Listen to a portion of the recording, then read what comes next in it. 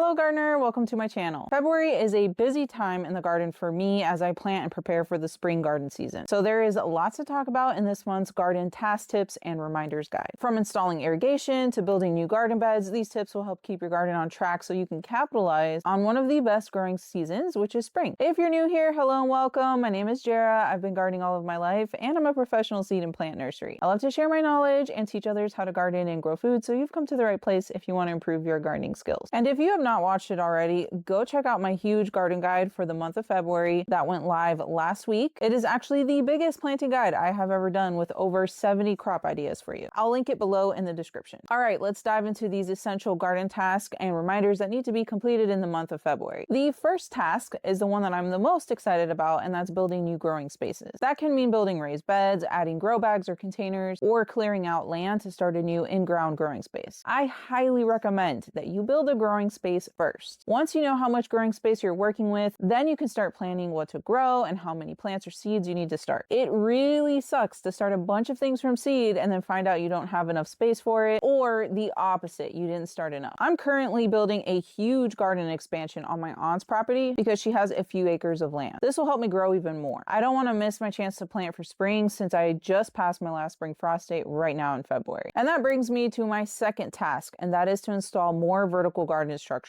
It is spring and there are a lot of vining crops that I want to grow, like pole beans, cucumbers, smaller melons like Kajari melons, and smaller squash like Seminole pumpkin. These crops are very prone to diseases and pests. By growing them vertically, I am picking the plants up off from the ground where a lot of the pathogens that cause plant diseases live and jump onto your plants, and it makes it harder for some pests to get up on them. Late spring becomes a breeding ground for a lot of pests since they just start waking up from winter dormancy, so vertical gardening helps a lot. I do have a tutorial showing how I build my trellis systems. It goes through each step and reviews all the supplies that I use. I will link that below in the description. Tip number 3 is to install drip irrigation before you start planting for spring. It took me forever to finally get around to installing my drip irrigation system, and I don't know why, because it was so much easier to put together than I thought. I get drip irrigation kits from dripdepot.com. They include everything you need to put it together without additional tools. I was able to install drip irrigation throughout this entire garden space in just a few minutes all by myself. And of course, I'll link all of that in the description, plus my video tutorial showing how I installed everything. Drip irrigation keeps my plants perfectly hydrated. I even have a fertilizer mixer attachment that pushes water-soluble fertilizer through my drip irrigation too. This saves me hours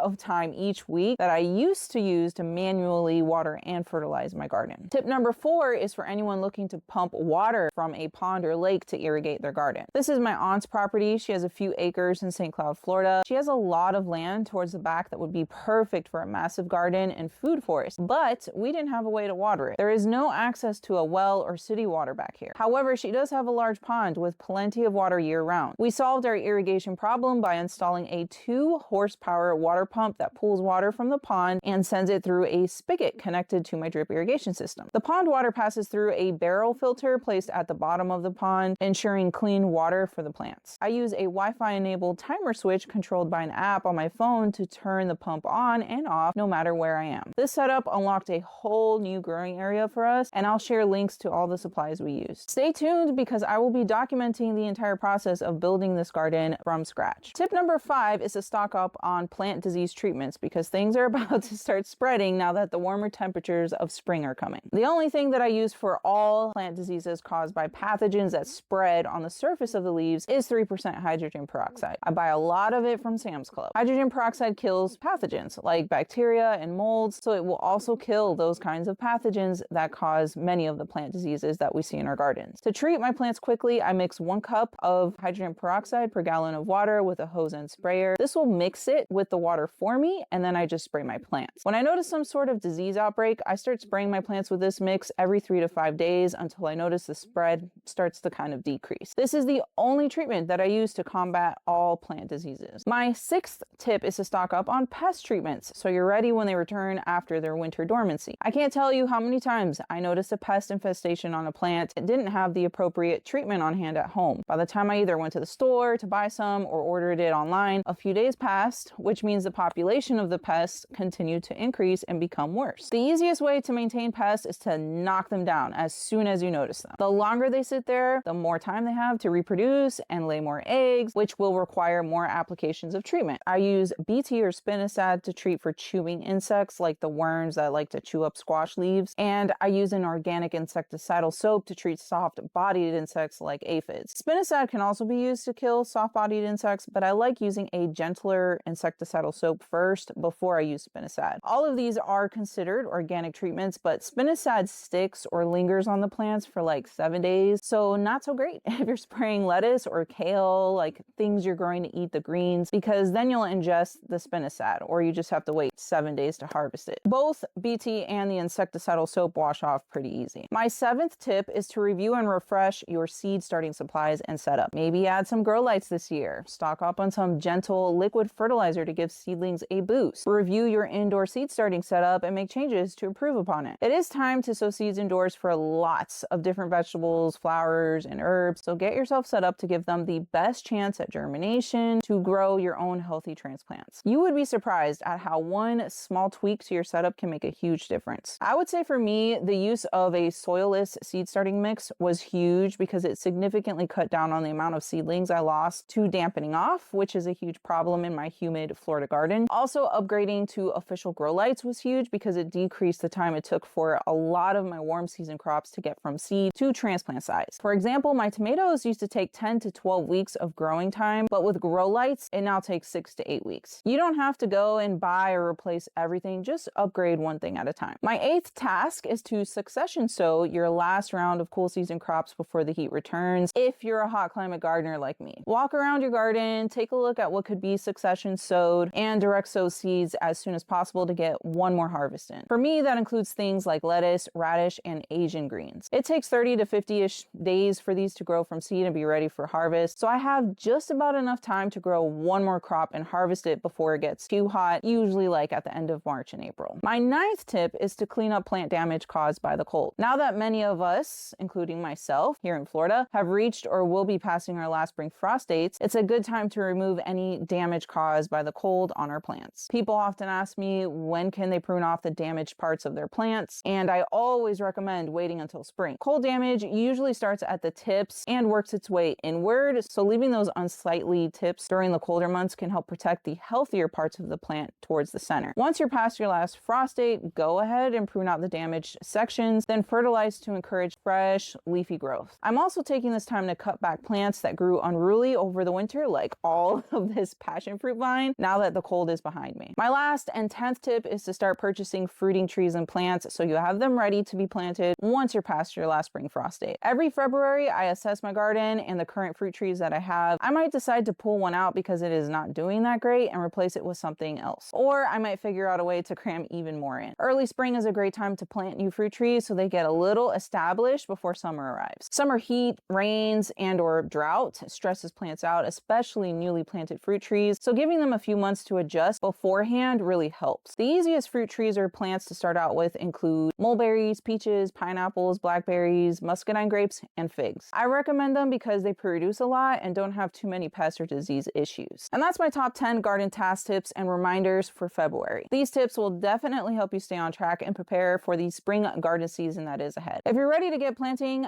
don't miss my next video where I share over 70 veggies and crops that you can plant this month. Thank you so much for watching, and I'll see you in the next video.